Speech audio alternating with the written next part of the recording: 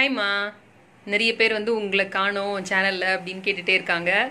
இப்போ வரப்போற பிள்ளையார் சதுர்த்திக்கு கொழுக்கட்டை எப்படி பண்றதுன்னு சொல்லி தரீங்களா? எனக்கும் எல்லாரையும் பார்க்கறதுக்கு ஆசைதான்.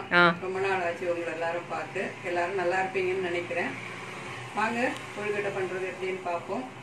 பழங்காலத்துல நாங்களாம் சின்ன பிள்ளையா இருக்கும்போது அரிசியை ஊற வச்சு 1 மணி நேரம் ஊற வச்சு பச்சரிசியை உரல்ல போட்டு இடிச்சு அதுக்கப்புறம் தான் செய்வோம்.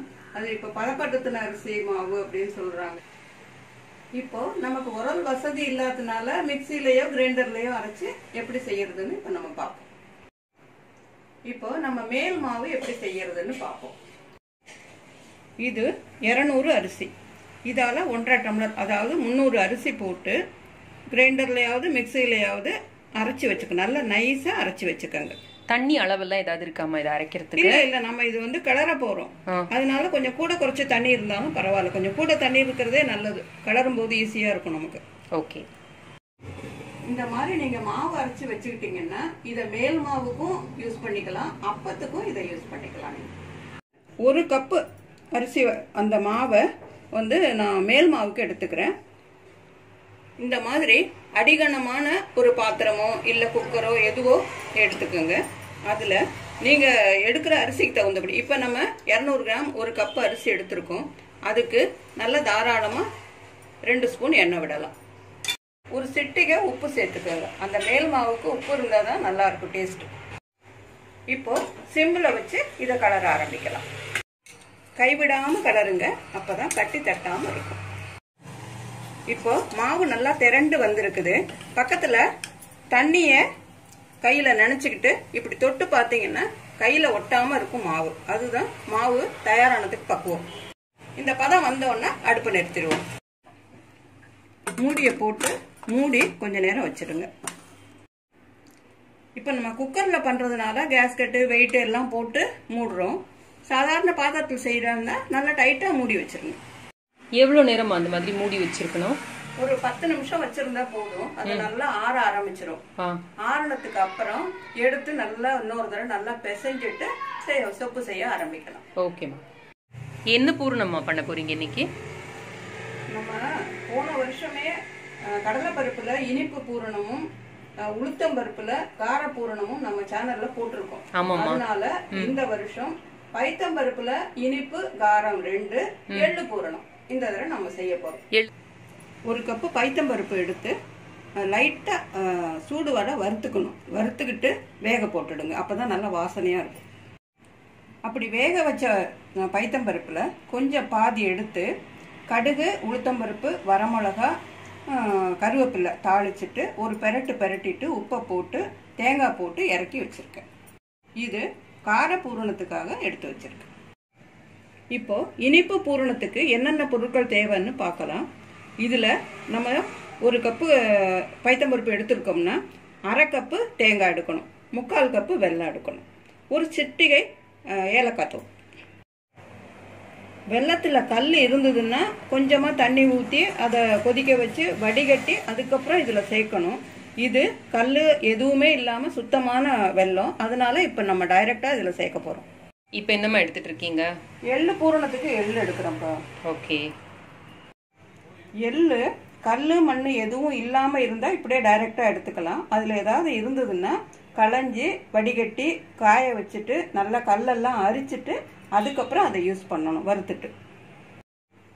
வெறும் வானலியில படபடன்னு பொரியிற அளவுக்கு எள்ளை முதல்ல பொரிச்சுக்கணும்.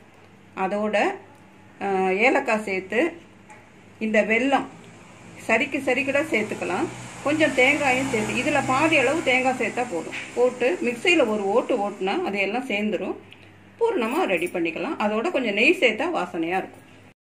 எண்ணெய் சட்டியை சூடு பண்ணி எதுவும் சேர்க்க வேணாம், நெய் எண்ணெய் எதுவும் சேர்க்காம வெறும் வானலியில இந்த எள்ளை கொட்டி நல்லா படபடன்னு பொரியிற அளவுக்கு பொரிச்சு இதை அடுப்பு நிறுத்திடணும். பொரிய ஆரம்பிக்கும் போதே அடுப்பு நிறுத்திடணும். நான் கொஞ்சமா செஞ்சு காமிக்கிறதுனால 1/4 கப்பு எள்ளு எடுத்திருக்கேன். படபடன்னு எடுத்து பொரியும் போது எடுத்து கொட்டிடுங்க. எள்ளு ஆறணும்னு பொடிச்சு எடுத்துக்கலாம். எள்ளு ஆறுறதுக்குள்ள நம்ம பைத்தம்பருப்பு இனிப்பு பூரணம் செய்துக்கலாம். எண்ணெய் சட்டியில இந்த நம்ம எடுத்து வச்சிருக்கோம்ல வெல்லம், அதை எடுத்து போட்டுக்கோங்க. எள்ளு வறுத்த அதே எண்ணெய் சட்டியில் இப்போ நம்ம பூரணமும் பண்ணுறோம்.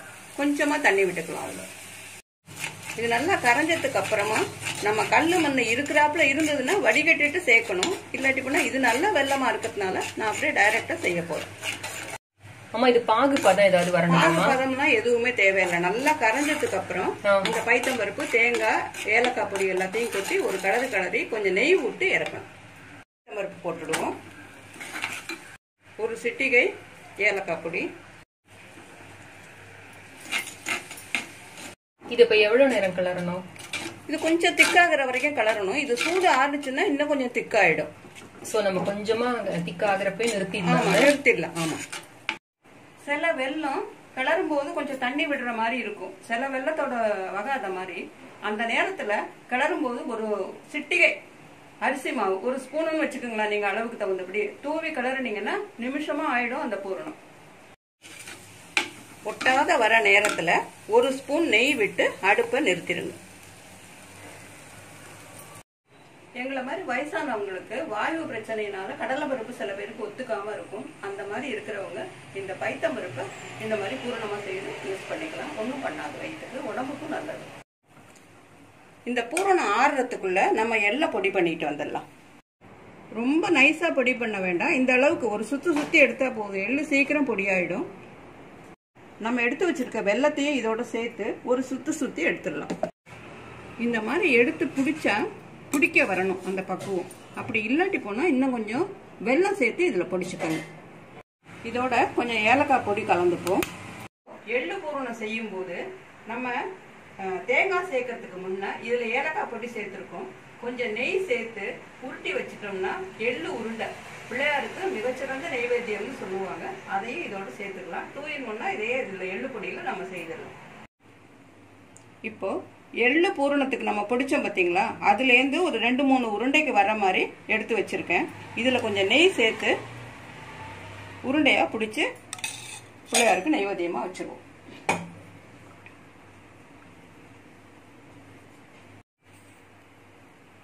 இந்த எள்ளு உருண்டை உடம்புக்கு ரொம்ப நல்லது. பெண் குழந்தைங்களுக்கு ரொம்ப நல்லது. எலும்பு வளர்ச்சிக்கெல்லாம் ரொம்ப நல்லது. பிள்ளையாருக்கு நைவேத்தியம் பண்ணிட்டு நம்ம பிரசாதமா எடுத்துக்கலாம். ஸ்கூல் விட்டு வர்ற குழந்தைங்களுக்கு கூட இந்த மாதிரி ஈஸியா பிடிச்சு கொடுக்கலாம். ரொம்ப நல்லது. இப்போ எள்ளு உருண்டை நைவேத்தியத்துக்கு தயார். இப்போ இந்த தேங்காயை போட்டு மிக்ஸ் பண்ணிட்டு இதுலயும் கொஞ்சம் நெய் விட்டோம்னா நல்ல வாசனையா இருக்கும் அந்த பூரணம்.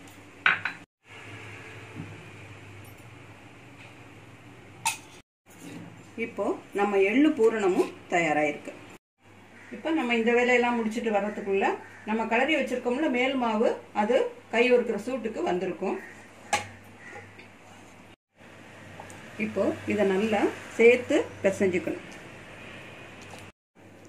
இந்த மாதிரி நல்லா கையில ஒட்டாத அளவுக்கு நல்லா அதை பிசைஞ்சு எடுத்துக்கோங்க.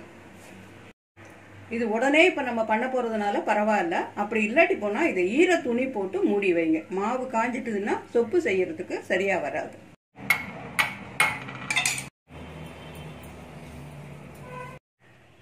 இட்லி தட்டுல எண்ணெய் தடவி ரெடியா வச்சிருக்கோம். இப்ப நம்ம எல்லா பூரணமும் ரெடியா இருக்கு. மோதகம் செய்ய ஆரம்பிக்கலாம்.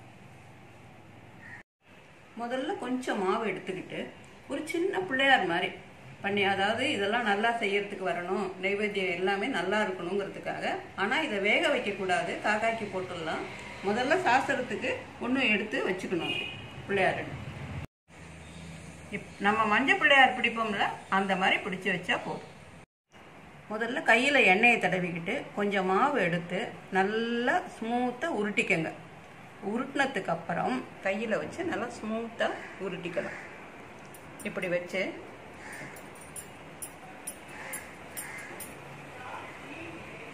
நல்லா இந்த உருண்டை நல்லா ஸ்மூத்தாக வந்ததுக்கு அப்புறம் இந்த பெரு விரலால் இப்படி ஒரு இதில் அமுத்தி ஒரு குழி மாதிரி பண்ணிக்கங்க. பண்ணிக்கிட்டு கொஞ்சம் எண்ணெய் இப்போ தொட்டுக்கிட்டு இப்படி 2 பெரு விரலும் அந்த குழிக்குள்ளே இருக்கணும். மீதி மற்ற விரல்கள் பூரா இப்படி சுற்றி சுற்றி சுற்றி அதை ஒரு கப்பு மாதிரி ஷேப்புக்கு கொண்டு வரும். எல்லா பக்கமும் ஒத்தாப்புல இருக்கணும், ஈவனா இருக்கணும். இல்லாட்டி போனால் ஒரு பக்கம் உடஞ்சி வந்துடும். இப்போ இந்த கப்பு மாதிரி வந்துட்டு பாருங்க ஷேப்பு. இதுக்குள்ள நம்ம இப்போ பூரணம் வைக்க போகிறோம். ரொம்ப ஜாஸ்தியாக பூரணம் வைக்க வேணாம். பூரணம் அப்புறம் வெளியில் வந்துடும். நம்ம மாவை க்ளோஸ் பண்ணும்போது கொஞ்சமாக அதுக்குள்ளே இருக்கிற மாதிரி வச்சுட்டு இப்போ இந்த ஓரங்களை கொஞ்சம் இப்படி தூக்கி விட்டுக்கோங்க.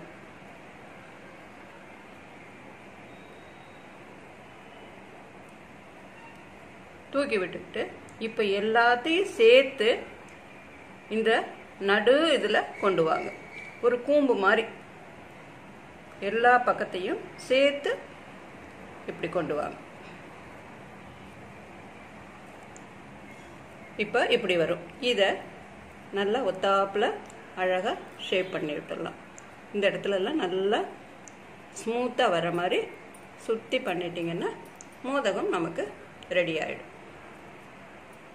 அடுத்த கப்பு மாதிரி இதை செஞ்சுருக்கோம். மேல் மாவை எள்ளு பூரணம் வச்சு உள்ளே செய்வோம். கொஞ்சம் பரவலாக ஆக்கிக்கோங்க. ஆக்கிக்கிட்டு இப்போ இந்த 2 ஓரத்தையும் சேர்த்து ஜாயின் பண்ண போகிறோம். இப்படி பண்ணிவிடுங்க. பண்ணிவிட்டு இட்லி தட்டில் வச்சுருவோம். இந்த 2 பக்கத்தையும் ஜாயின் பண்ணிடுங்க. இப்படி இதை இப்படி க்ளோஸ் பண்ணிடுங்க. இதை இப்படி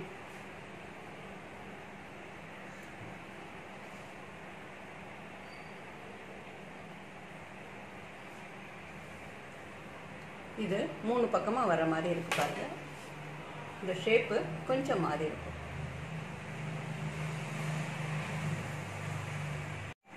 இப்போ பூரணம் உள்ள வச்சுட்டோம். இந்த நடு மையத்தை 2த்தையும் ஜாயின் பண்ணிடுங்க. இப்போ இந்த ஓரத்தை இப்படி 2 பக்கமும் நடுவில் ஜாயின் பண்ணதுக்கு அப்புறம் இப்போ 2 பக்கமும் இப்படி ஜாயின் பண்ணுறோம். இப்போ இந்த பக்கத்தில் இதை மடித்து இப்படி 2. ஸோ 4 பக்கமாக இந்த கொழுக்கட்டை வரும். இப்போ 4 பக்கமும் மடித்த மாதிரி ஒரு கொழுக்கட்டை நம்ம தயார் பண்ணிடுறோம். இப்போ 3, 4 பண்ணணும். இப்போ 5 எதோடு இருக்கிற மாதிரி இதை பண்ண போகிறோம். இப்போ 2 பக்கமும் இதை ஜாயின் பண்ணிடுங்க. இப்போ அடுத்தது கொஞ்சம் தூரம் விட்டு இதை 2 பக்கமும் ஜாயின் பண்ணிடுங்க. அடுத்த கொஞ்சம் தூரம் விட்டு இதை 2 பக்கமும் ஜாயின் பண்ணிடுங்க. அடுத்தது இது 2 பக்கமும். இப்போ இது இப்போ 5 எதழா வருது பாருங்க. இந்த நடுமையத்தில் எல்லாத்தையும் சேர்த்து ஜாயின் பண்ணணும். இப்போ ஒரு பூ மாதிரி 5 இதழ் மாதிரி இதை செய்திருக்கோம். கொழுக்கட்டை எல்லாமே ரெடி ஆயிட்டுது. ஆவியில் 10 நிமிஷம் வேக வச்சு எடுத்துக்கலாம். இந்த கொழுக்கட்டை வேகிறதுக்குள்ள நம்ம வடை தட்டிடலாம். வடைக்கு 1 மணி நேரம் உளுந்த ஊற வச்சுட்டு ஊறினதுக்கு அப்புறம் பச்சை மிளகாய், இஞ்சி, உப்பு 3 சேர்த்து அரைச்சிட்டு எடுத்து. அம்மா ஆல்ரெடி நீங்க மெதுவடை பண்ணிருக்கீங்கல்லம்மா, அது நம்ம சேனல்ல இருக்குன்னா அதோட லிங்க் டிஸ்கிரிப்ஷன் பாக்ஸ்ல கொடுத்துறேன். டீடைல் ரெசிபி தேவைப்படுறவங்களுக்கு. அதுல வெங்காயம் போட்டிருக்கோம்மா. ஆமா, இது நெவேத்தியத்துக்கு இருக்கிறதுனால வெங்காயம் போடல. ஓகே, அப்ப வெறும் இஞ்சி, பச்சை மிளகா, உப்பு தான். Okay okay. பச்சை மிளகாய் பிடிக்காதவங்க மிளகாய் போட்டு அரைச்சிக்கலாம். ஓகே. முதல்ல எல்லாம் வாழை இலையில வீட்டுல பண்ணுவோம். இப்ப வாழை இலை கிடைக்காதனால இந்த மாதிரி கவர் எடுத்துக்கிட்டு கொஞ்சம் தண்ணியில கையை நனைச்சிக்கிட்டு இந்த கவரை நல்லா பண்ணிட்டு அதுக்கப்புறம் மாவை ஊற்றி அதில் வச்சு தட்ட போறோம்.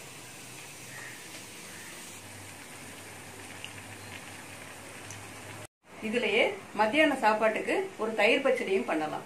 சின்ன சின்னதா இந்த மாவை கிள்ளி போட்டு தயிர்ல போட்டுட்டு பச்சை மிளகாயும் தேங்காயும் அரைச்சு விட்டு தாளிச்சு கொட்டிட்டா ரொம்ப அருமையா. பொன்னிறம் ஆனோன்னு நம்ம இப்ப எடுத்துட்டோம் வடையில. இப்போ நம்ம பிள்ளையார் சதுர்த்தி அன்னைக்கு செய்ய வேண்டிய நைவேத்தியத்தெல்லாம் பார்த்தோம். அதே மாதிரி நம்ம சேனல்ல இருக்கிற விநாயகர் சதுர்த்தி அன்னைக்கு போட வேண்டிய கோலங்களையும் பார்த்துருங்க.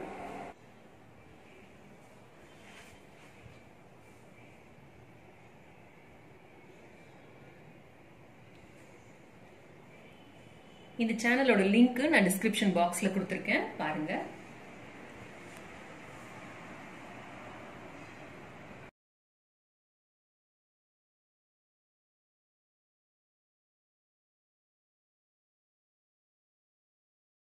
you.